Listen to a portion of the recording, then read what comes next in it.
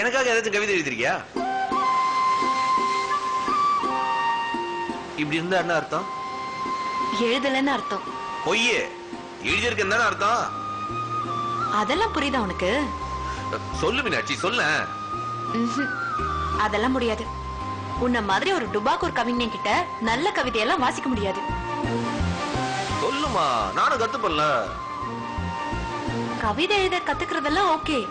அதுக்கு முதல்ல கவிதைனா என்னன்னு தெரியணும்ல. அடிப்பாவி. என்ன அடிப்பாவி? இன்னொரு கவிதை சொல்லட்டுமா?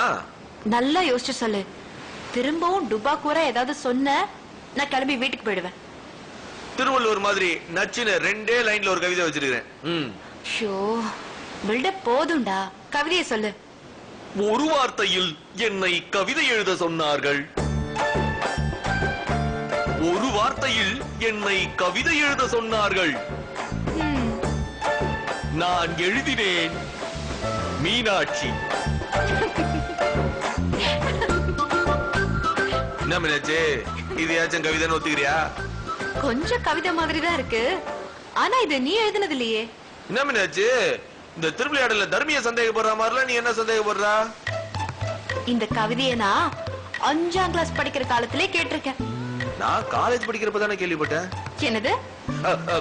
நான் காலேஜ் படிக்கிறப்ப தானே இதை எழுதுனேன். சரவணா, நல்ல காமெடினா வரதுக்கு நிறைய சான்ஸ் இருக்கு.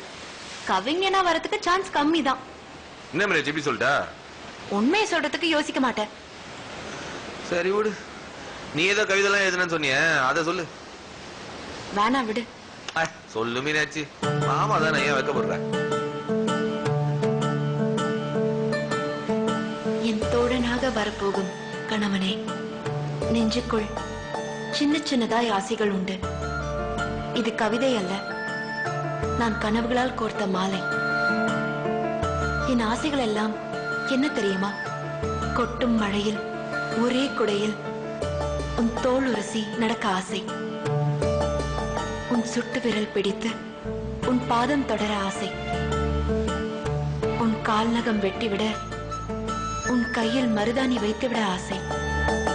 உனக்காய் ஒரு கவிதை நான் எழுதி அதை நீ வாசிக்க நான் கேட்க ஆசை. உன் கைக்குட்டை திருட ஆசை. அதை என் கைப்பையில் எப்போதும் வைத்திருக்க ஆசை. உனக்காக காத்திருக்க ஆசை. கால தாமதமாய் வரும் நீ என் மன்னிப்புக்கு கை கட்டி நிற்க ஆசை. நீ சொல்லும் சின்ன சின்ன பொய்கள் எப்போதும் கேட்க ஆசை. நமக்குள் சின்ன சின்னதாய் வரும் சண்டைகள் ஆசை. அந்த சண்டைக்கு பின் வரும் சமாதானம் ஆசையோ ஆசை. உன் விரல் தொடும் மல்லிகை பூ தலை சூட ஆசை. உன் விழி சொல்லும் கவிதை வாசித்து பார்க்க ஆசை. மலை பாம்பாய் நீள்கிற தார் சாலையில் உன்னோடு ஒரு மிதிவண்டி பயணம் போக ஆசை. நீ குடித்த பாதி தேநீர் ருசி பார்க்க ஆசை. பௌர்ணமி இரவில் மொட்டை மாடியில் உன்னோடு நிலாசோறு உண்ண ஆசை. சின்னஞ்சிறு கதைகள் பேசி உன் மடியில் குழந்தை போல துயில ஆசை. வாழ்கிற காலமெல்லாம் உன்னோடு வாழ ஆசை. சாகிற போது மட்டும் நான் மட்டும் சாக ஆசை.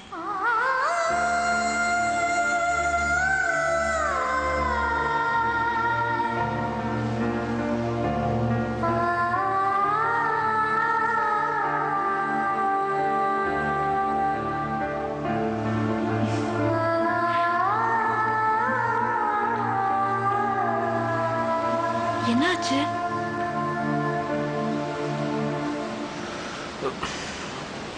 இல்ல, கண்ணுல ஏதோ மண் ஏதோ விழுந்துருச்சு. இல்ல, அழுறான் அழுறான். அதெல்லாம் ஒண்ணு இல்லன்றல. டேய் சரவணா, என்ன மீனாட்சி இப்படிலாம் எழுதுற?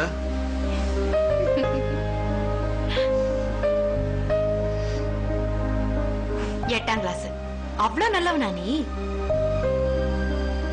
தேங்க்ஸ். எதுக்கு? பொம்பளைங்க மனசு சில சமயங்கள்ல புரிஞ்சுக்க முடியறதுல தான். உன்னோட கம்பேர் பண்ணா என் காதெல்லாம் ஒண்ணுமே இல்லை. எனக்கு கோர்வையா சொல்ல வருது, உனக்கு வரல, அவ்வளவுதான் வித்தியாசம். அதான் நீ வாழ்க்கையாவே வாழ்ந்து காட்டுறியே, அதை விட கவிதை பெருசா என்ன?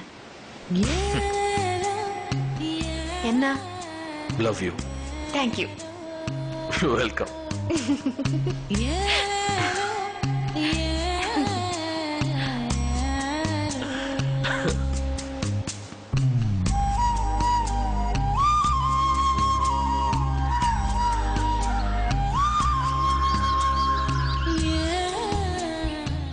இப்ப நான் என்னப்பா பண்றது?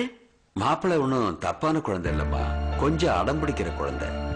நீ மனசு வச்சா இது ஒரு பிரச்சனையே இல்லம்மா. ஆசீர்வாத் ஆட்டா வழங்கும் சரவணன் மீனாட்சி